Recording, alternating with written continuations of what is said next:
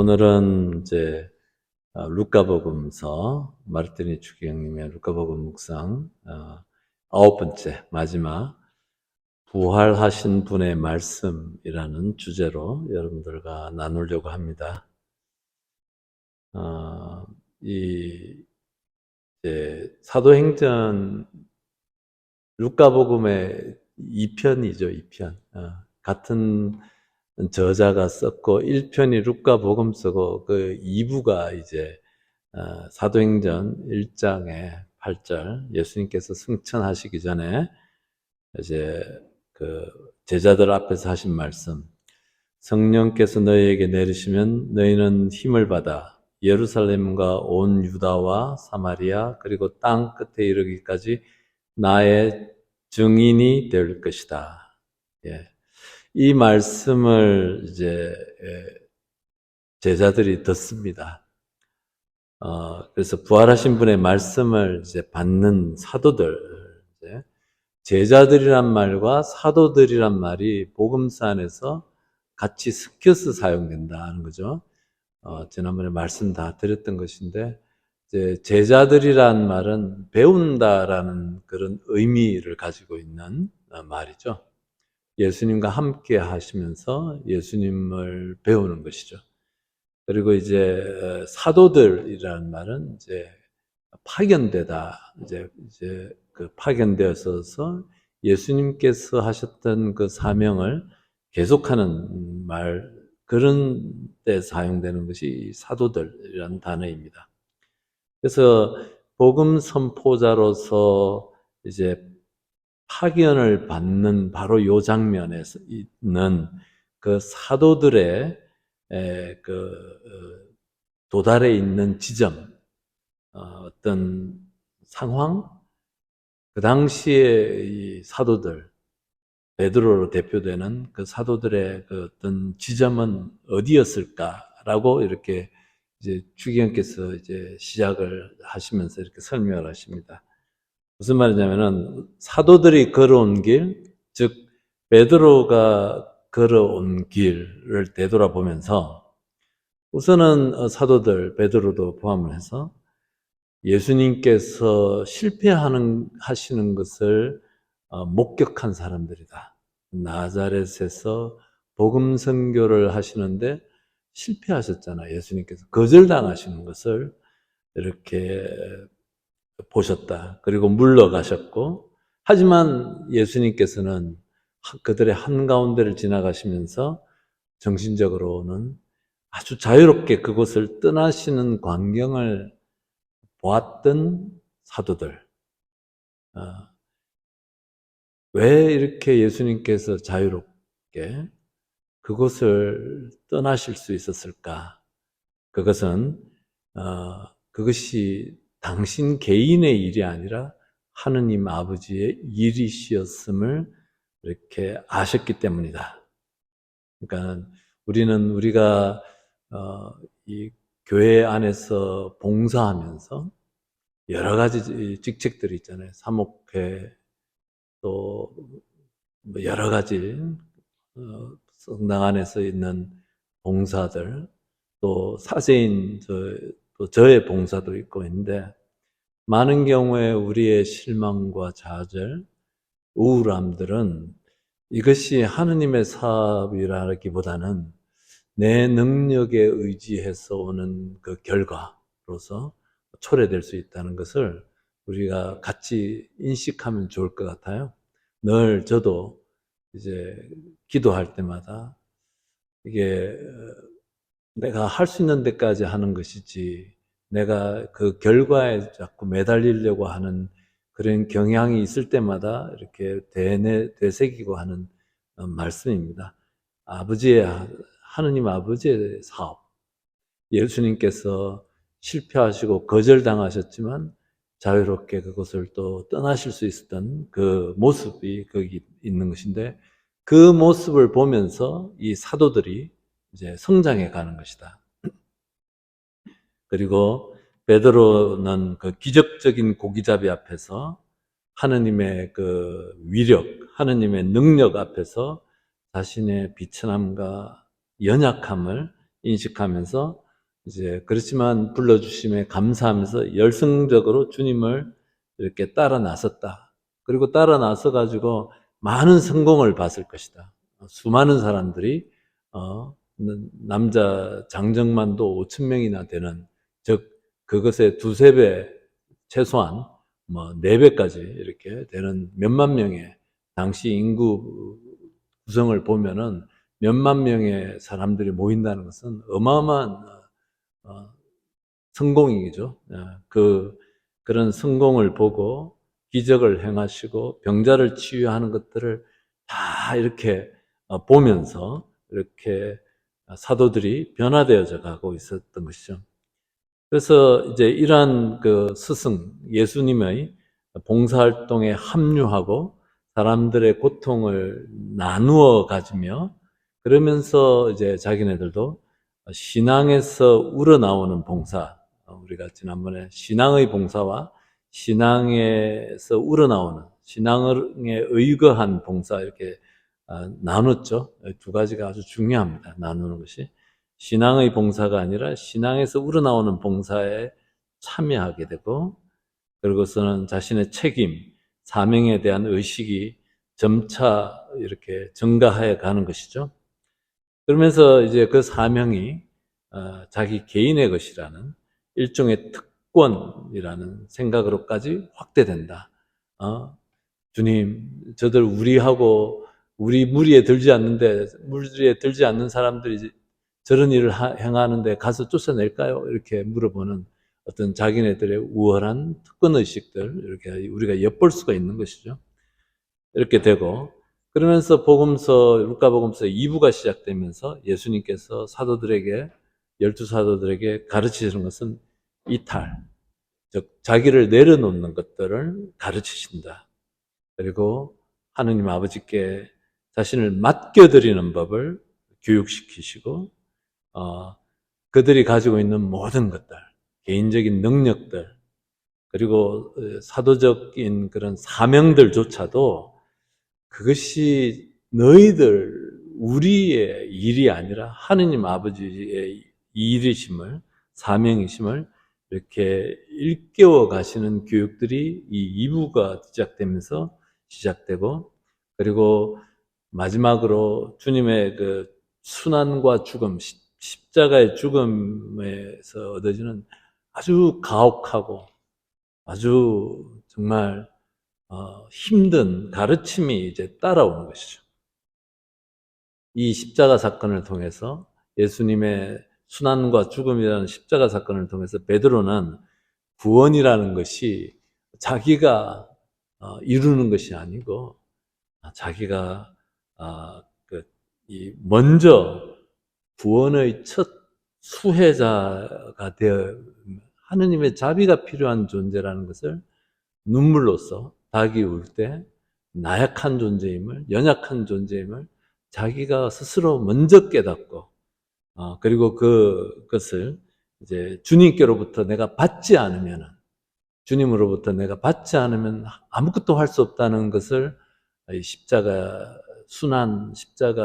이 자신의 배신, 이런 것들을 통해서 이렇게 배우게 되는 것이고, 그리고 그런 정말 배신 안에서 정말 허무하게, 정말 밖에 나가서 울었을 뿐만 아니라 이제 자기가 누군지도 모르고 뭘 해야 될지도 모르는 이런 상실감 안에서 예수님께서 다시 그를 불러주시고 그에게 다시 사명을 일깨워 주시고, 이제 하느님의 사업임을 일깨우면서 네가 나를 사랑하느냐라고 3번씩 물으시면서 3번씩 예수님을 부인했던 베드로에게 하느님의 사명을 다시 이렇게 일깨워 주시는 그 지점에 와 있는 거죠.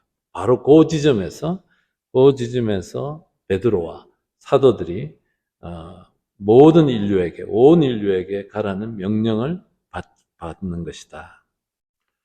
그리고 또 하나, 여기서 이제 추기경께서 새삼스럽게, 저도 이 책을 몇 년 만에 다시 읽습니다만 새삼스럽게 다가오는 것, 몇 년 전에 읽었을 때는 잘 못 알아들었던 말이었어요. 근데 이런 사도들이 복음 선포자로 교육받는 여정에서 중요한 것은 예수께서 교회에 주시는 선물들이 하나요, 당신의 몸이 하나라는 것이다. 그러니까는 이제 바로 에페소서, 바오로 사도의 에페소서 말씀을 인용을 해서 하나님께서 여러분을 부르실 때 하나의 희망을 주신 것처럼 그리스도의 몸도 하나이고 성령도 한 분이시고 주님도 한 분이시고 믿음도 하나이고 세례도 하나이고 만물의 아버지신 하느님도 한 분이십니다. 이 말씀들 그때는 그냥 이렇게 주의하지 못했고 이렇게 했는데 이제 이번에 다시 이제 주기님께서 강조하시는 것을 보면서 주님께서 이 말씀을 왜 인용을 하실까? 하느님의 사명, 하느님의 구원 사업이고 하느님 그것이 바로 예수님이고 예수님의 사명이고 그것이 우리의 믿음이고 이 모든 것이 하나이다. 이것저것 분리되어져 있는 거 아니고 예수님 따로 있고 사명 따로 있고 믿음 따로 있고 한 것이 아니라 이 모든 것이 하나라는 것으로 저에게 다가옵니다. 그래서 2000년 동안 가장 뛰어난 신학자 얘기할 때 바오로 사도예요. 우리는 바오로 사도가 체험했던 알아들었던 예수님을 지금 우리는 뭐 10분의 1, 100분의 1도 어쩌면 못 깨닫고 있을지 몰라요. 가장 뛰어난 신학자 바오로, 누가 뭐 2000년 동안 뭐 토마스 아퀴나스도 있고 또 뭐 20세기에 칼 라너도 계시고 하시지만 가장 뛰어난 신학자는 바오로 사도다. 그래서 이 바오로 사도가 이런 말씀을 하십니다. 믿음도 하나고 희망도 하나고 하나님도 하나고 뭐 다 얘기하는데 이 말씀의 뜻이 이렇게 바로 예수 그리스도 안에서 모든 것이 그것이 뭐 사명도 하나고 은총도 하나다 이 말씀하는데 사명이 은총이고 감사할 일이다. 이것이 무슨 짐이 아니다. 이 말씀을 바오로 사도께서 하시는 것 같습니다. 그래서 예수 그리스도 안에서 하느님이 있고 하느님의 구원이 있고 성령도 그 안에서 오시고 그리고 세례도 그 안에서 이루어지고 모든 것이 믿음도 주님도 한 분이고 다 그 안에서 이루어진다는 이 바오로 사도의 이 믿음, 신앙 이런 것들 우리가 좀 더 깊이 알아들으면 좋겠다 생각이 들었습니다. 그래서 하느님의 사업이었고 예수님의 사업이고 예수님의 삶이고 또 예수님의 십자가이기도 하고 그리고 예수님이 우리에게 주신 사명이기도 하다. 이것이 다 연결되어져 있다. 그리고 이것을 바오로 사도는 은총이고 선물이다. 짐이 아니고 무거운 짐이 아니다. 그렇게 바오로 사도가 받아들이셨고 그렇게 사셨고 돌팔매질을 받아서 죽은 줄 알고 사람들이 동네 밖에 갖다 버린 그 박해를 받으면서도 기쁘고 감사하면서 이 사명을 수행할 수 있었던 그 원천, 바오로가 만났던 예수 그리스도, 우리도 그 예수 그리스도를 만나도록 초대하는 복음입니다. 그래서 사도들은 그 이름으로 사도행전의 말씀이죠. 사도들은 그 이름으로 말미암아 모욕을 당할 수 있는 자격을 인정받았다고 기뻐하며 최고의회 앞에서 물러나왔다. 언제 우리가 이런 믿음에 도달할 수 있을지 청하고 기도하지 않고서는 우리가 이 믿음에 갈 수 없다고 생각이 됩니다. 그래서 예수님께서 너희들은 나의 증인이 될 것이다. 나의 증인들. 사도들이 파견을 받으면서 받은 말씀은 무엇인가? 그러면 바로 온 세상에 가서 나의 증인이 될 것이다 라는 말씀을 받았고 앞에서 설명했듯이 사도들은 증인이 되라고 불리움을 받았다. 증인이란 누구인가? 증인이란 무엇인가를 봤던 사람들이고 본 것을 믿게 다른 사람들에게 해주는 증인의 역할을 하는 거죠. 위트니스가 되는 것이죠. 그래서 그 사도들은 그 자기네들이 보고 봤던 것을 다른 사람이 믿도록 전해준다. 사도로부터 이어오는 교회라고 우리가 얘기했을 때 바로 요즘을 얘기하는 거죠. 그들이 보고 믿었던 것을 체험했던 것을 우리에게 후대에 물려준 것이죠. 우리도 보고 믿으라고 믿는 것이고, 그래서 사도들로부터 오는 교회라는 의미가 거기에 포함되어져 있다. 그래서 믿음이라는 것이 그냥 내 감정 안에서 나 이거 좋아서 믿는 것이 아니라 사도들이 전해주는 믿음에 대한 믿음이다. 교회는 2000년 동안 이것을 굉장히 강조하고 있다. 그래서 그런 증인, 발음이 잘 안 되네. 경상도 사람. 예. 그래서 무슨 일의 증인인가? 또 발음이 틀릴 것 같아. 나에 관한, 이게 하이라이트죠. 나에 관한 증이다. 예수님에 관한 증언이에요. 우리 모든 믿음의 그것은 예수님에 관한 증언이다. 그것이 하느님이시고, 복음이고, 우리 구원이고, 우리 세례의 의미이고, 은총이고, 감사할 일이고, 뭐 다 이거다. 그것이 바오로 사도의 믿음의 표현입니다. 예수라는 인물, 그의 능력, 실패한 복음 선포자지만 그가 갖고 있는 그 능력이 그의 삶, 새로운 인간의 모습을 창조하시는 그 능력, 십자가에서 그 강도를 회개시키고 강도가 새로운 세상을 볼 수 있는 안목을 가지게 하시는 그분의 그 능력, 이걸 전해야 되는 것이죠. 그리고 그런 정말 절망 속에 있고 희망 없이 살아가는 사람들에게 그 전해주는 이 희망을 전하는 그 능력을 가지신 그분, 그 삶을 에 대한 증인이다. 예수님이 하느님이다라는 그 말 한마디 정하는 증인이 아니죠. 그분이 가지고 있는 모든 그 능력들, 새로운 사람들, 희망을 주는 능력들, 사랑을 나누고 이런 그 모든 능력들, 사랑할 수 있는 능력들을 증거해야 되는 증인들로서 사도들은 파견받았고, 그 사도들이 후계자들이 주교이고 주교의 대리자들이 사제이고 사제들로부터 세례를 받은 여러분들의 사명이라는 거예요. 그것이 우리 세례 때 우리가 받는 왕직, 예언직, 그 다음에 사제직의 그 의미가 거기에 있다는 거예요. 세례와 함께 우리에게 주어지는 것이다. 그리고 봉사와 감사와 우정으로 이것에 토대를 둔 새로운 인간 관계를 이렇게 만들 수 있는 그런 능력들, 예수님이 보여주신 그 삶을 통해서 보여주신 이것을 증거하라고 파견한 사도들. 이렇게 우리가 예수님의 증인이 되는 것은 성령의 도움이 없이는 불가능하다. 우리와 함께 하시는 하느님, 성모 마리아에게 약속하셨던 그 우리와 함께 하시는 하느님 주께서 함께 계시니, 그리고 예수님께서 늘 너희와 함께 하겠다라고 약속하셨고 그 약속을 지키시는 그 바로 예수님의 영이신 성령의 그 함께함이 없이는 불가능하다는 것이죠. 그래서 그런 것들이 있습니다.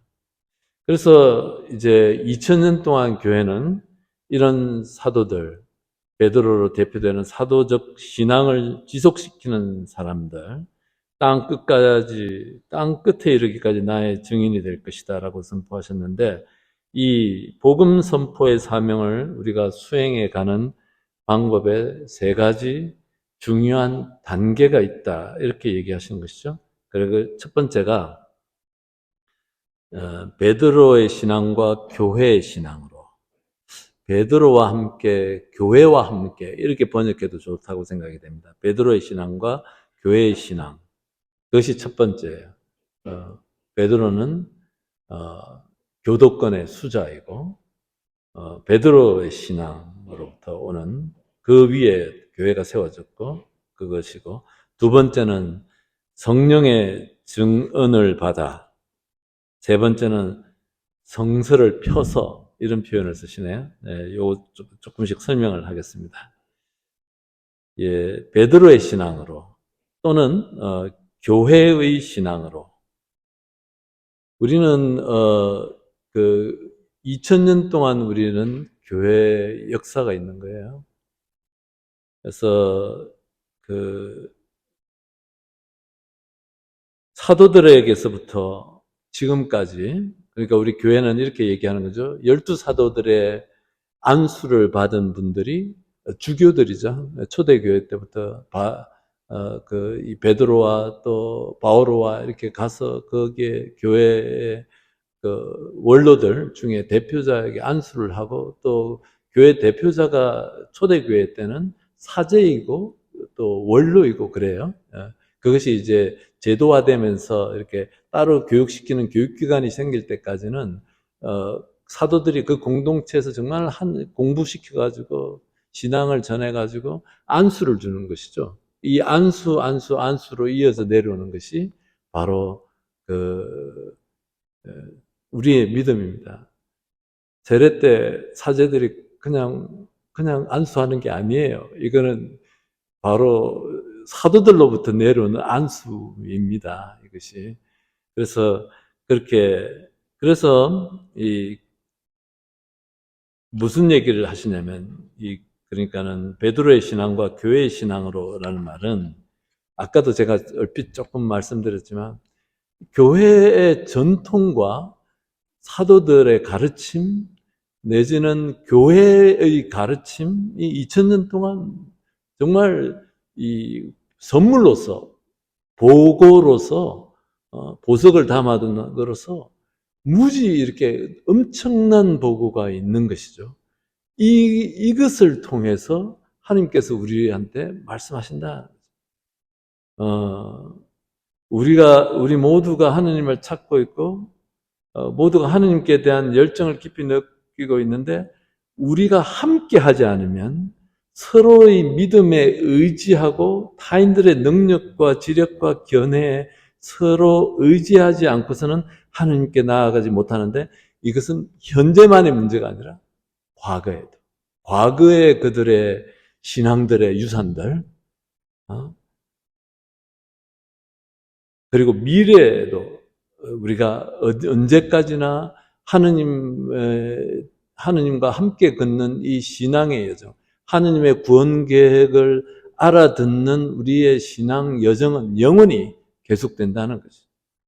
그래서 교회와 함께하는 2000년의 교회의 전통 안에서 사도들이 고민했던 것들, 또 교부들이 함께 고민했던 그런 교회의 정신들, 지금 현재 그 사도들의 후계자인 주교들이 고민하는 것들, 우리 같이 고민해야 된다. 혼자 뚝 떨어져 가지고 나 근데 관심 없고, 나한테 이거 필요해 해서 그냥 내가 필요한 것만 이렇게 바라보고 살아가는 신앙이 아니라는 거예요. 그렇게 구원은 그런 식으로 오지 않는다. 우리가 신앙과 구원의 여정은 함께 걷는데, 이 함께 걸어가야 될 사람들은 현재 여기 있는 우리의 사람들만이 아니라 과거에 있었던 우리 신앙의 선조들, 유산들까지 포함되어진다. 그 얘기를 하는 것이죠.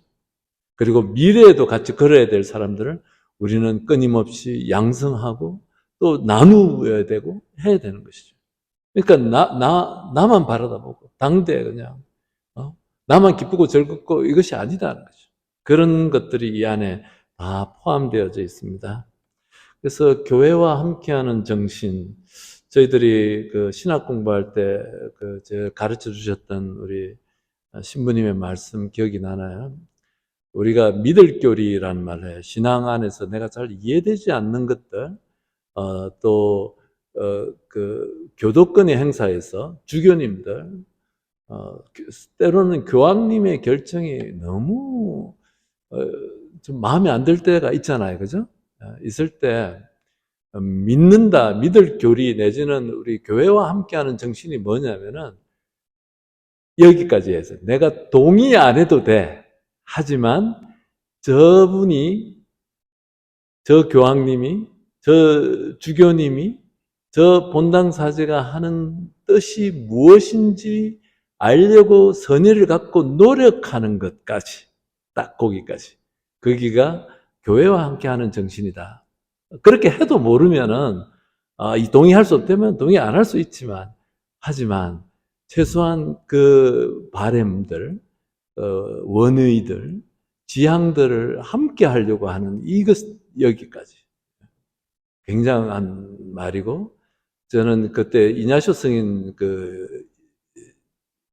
대해서 이렇게 얘기할 때, 이냐쇼 스님이 그 예수회를 설립해가지고, 이제 그 일을 하실 때의 교회 권위들, 주교, 추기경, 심지어 교황님, 너무너무 이냐시오 성인이 이렇게 힘들어 하시는 분들 많았어요. 그럼에도 불구하고 이냐시오 성인이 영신수련에서 교회와 함께하는 정신에 대해서 강조하신다. 교회를 비판할 시간조차 없었다. 마틴 루터는 교회를 비판하고 나가서 새로운 교회를 만들었잖아요. 이냐시오 성인은 이냐시오 성인한테는, 이냐시오 성인이 공부했던 지역이 다 인문주의자들이 공부하던 지역이에요. 그러니까 이냐시오 성인이 처음에 인문주의자, 새로운 개신교회 뭐로 오해받아가지고 종교재판에 2번인가 넘어가시거든요. 근데 그런 이냐시오 성인에게는 그렇게 에라스무스나 마틴 루터나 이런 사람들의 종교개혁자들이 이렇게 하는 것들이 매력적으로 다가가지 않았을 것이다. 왜냐하면 그분은, 이냐시오 성인은 시간이 없었어. 교회를 비판할 시간이 없고 예수님의 사랑을 전하기에도 바빠 죽겠는데 왜 비판하고 있어? 이런 태도를 가지고서 교회와 함께하는 정신, 그 얘기를 하는 거예요. 그래서 우리가 오늘날 우리가 교회가 이렇게 하나님 보시기에 그 구원 사업을 향해 가는데 교회와 함께하는 정신들, 교회가 고민하는 것들 우리가 함께 할 줄 알아야 돼요. 관심을 가져야 되고 그런 것들이죠. 그래서 뭐 상관없고 뭐 주교님이 뭐라고 하든 본당 신부가 뭐라 하든 나는 내 것만 할 거야. 글쎄 이렇게 해서 교회가 어떻게 더 좋아질 거라고 우리가 기대하기 쉽지 않습니다. 예, 그런 것들 얘기하고, 두 번째, 성령의 증언을 받아. 네. 그러니까 이 성령의 도움 없이는 우리는 어떤 사도직도 할 수가 없는 거예요. 근데 이제 이 성령의 사업들은 무엇인가? 제가 이런 말씀은 여러 번 나눴던 거예요. 우리가 흔히 얘기할 때 성령께서는 예수님의 영이세요.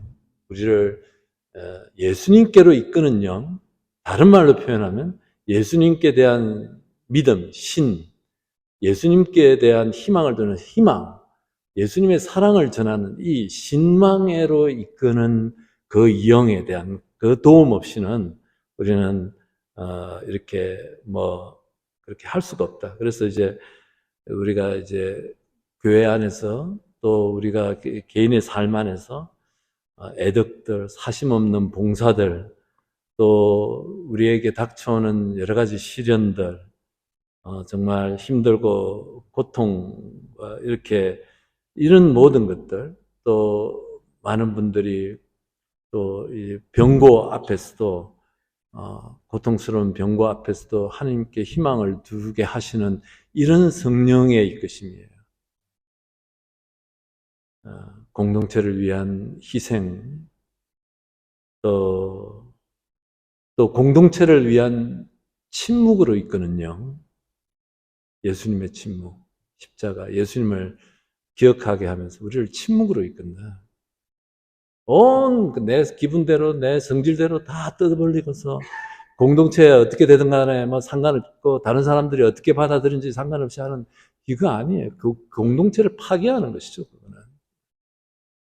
그래서 공동체를 위한 희생, 공동체를 위한 침묵, 그리고 새로움에 열려있는 마음, 이 다 성령께서 하시는 일들이잖아요. 새로움에 내 마음을 열고 허락하고, 새로운 사람들에게 내 마음의 문을 열어 젖히는 것. 다 성령의 아주 분명한 사인들이죠, 이런 것들이. 그런 것들이 예수님께서 보여주셨고, 사도들이 사도행전을 통해서 끊임없이 반복해서 보여주고 있는 것들이죠. 이것을 2000년 동안 교회는 체험했고, 성령의 이끄심에 맡겨야 된다라고 얘기하는 것인데, 전혀 눈 막고, 귀 막고, 마음도 닫아가지고, 그냥 나는 내 것만 딱 하는 닫힌 마음들. 그래서 우리가 이제 이번 주에 성령 강림 배축이 우리 딱딱하게 굳어있는 마음을 풀어달라고 성령께 기도하는 거잖아요. 예, 이런 것들. 그래서 성령의 이끄심에 맡기지 않으면 우리는 이 증거하는 증인의 삶을 살 수가 없다. 그리고 세 번째로 성서를 펴서 이런 말씀 하시는데, 예, 우리 그 엠마오로 가는 두 청년의 두 제자의 이야기 안에서 이야기가 나오잖아요. 우리에게 성경을 풀이해 주실 때 이렇게 한국어로 번역되어 있잖아요. 근데 이 마르틴 추경님은 성서학자이시니까 이게 본문은 어떻게 원래의 의미는 우리에게 성서를 펴 주셨을 때 이렇게 번역이 된다는 거예요. 성서를 펴 주셨을 때라는 뜻이다. 그래서 성서를 펴는 행동은 뭐냐면은 이게 이제 그 엠마오로 가는 두 청년들에게 자기네들이 경험한 이 예루살렘에서 있었던 예수님의 그 순환과 죽음, 십자가의 죽음이라는 이 사건을 구원의 역사, 하느님의 구원의 역사로서 큰 시야로서 하느님의 시야로서 보게 하는 그 성서를 펴주셨을 때는 그런 뜻을 갖고 있는 거다라는 거예요. 하느님의 그 계획 안에서. 예.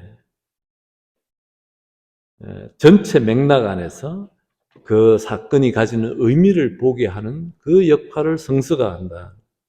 성서는 또 이렇게 설명을 하십니다.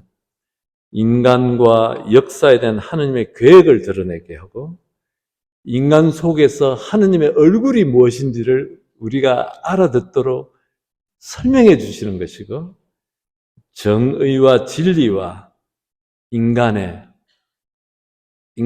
사랑이죠. 인간의 길이 무엇인지를 성서는 우리에게 들려주시는 것이다. 예. 십자가에서 성서는 십자가에서 하느님의 보편적 구원이 정말 일반 사람들은 감히 상상할 수도 없는 정말 역설적인 그 사랑이잖아요. 십자가의 그 사랑 안에 인간의 보편적 구원이 거기에 있다는 것을, 그걸 보도록 초대하는 것이 성서라는 거죠. 근데 이 성서를 갖다 떠나가지고 인간은 자기 혼자서 생각하고 느끼고 이 구원이 아니라는 거죠. 십자가에서 그 강도가 구원을 본 거예요, 구원을. 그 안에서 새로운 패러다임, 새로운 인생을 본 거고, 새로운 인간 구원, 인간상을 본 거죠. 그것을 보여주는 것이 성서다라는 거예요, 성서. 예. 그래서 이제 성서를 펴서, 성서를 펴라. 성서는 거울이다. 하느님을 찾는 인간의 거울이고, 인생의 의미를 찾고 진리를 찾는 인간의 거울이고, 인간이 고귀한 이상을 품지 못할 적에 부딪히게 되는 그 절망과 두려움들, 그 고통에서 벗어나려고 몸부림치는 그 모습을 보여주는 또한 거울이기도 하다. 그래서 성서는 인간에게 인간의 원래 모습도 보여주고, 인간의 소망이 무엇인지도 보여주고, 그리고 인간의 운명도 보여주는 그 거울이다. 이렇게 표현을 했습니다. 그래서 이렇게 우리에게는 참으로 많은 보화가 이렇게 주어진다. 교회, 2000년 동안 사도로부터 내려오는 수많은 교회 증언들, 사실 여러분들 이렇게 저희들은 신학 공부할 때 교회 2000년 동안 그 공의회의 문헌들, 한권으로 되어져 있는 책들이 있어요. 이런 것들 저희들 계속 읽고, 서기 400년대는 뭘 얘기를 했고, 뭘 했는지 이런 것들하고, 이런 것들 다 영적 독서로 우리가 다 읽어야 되는데, 다음에 마르틴 추킹 책 끝나고 나면 제가 고민을 좀 해보겠습니다. 예. 예.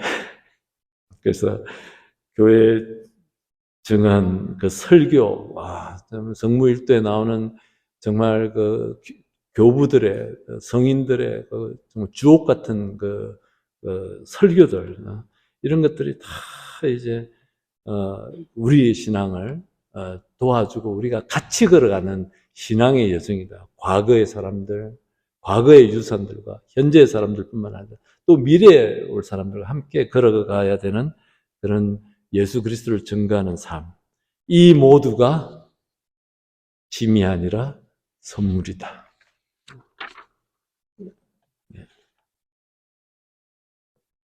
자, 마치겠습니다. 성부와 성자와 성령의 이름으로. 아멘. 주 하나님 감사와 찬미를 드립니다. 마르티니 추기경님의 루카복음서 책을 통해서 저희들이 얻게 되는 당신의 고귀한 선물을 저희들이 은총으로 감사하는 마음으로 받아들일 수 있고 또 그 은총의 선물에 저희들의 마음을 열 수 있는 그 길로 저희들을 인도하여 주십시오. 영광이 성부와 성자와 성령께 성부와 성자와 성령으로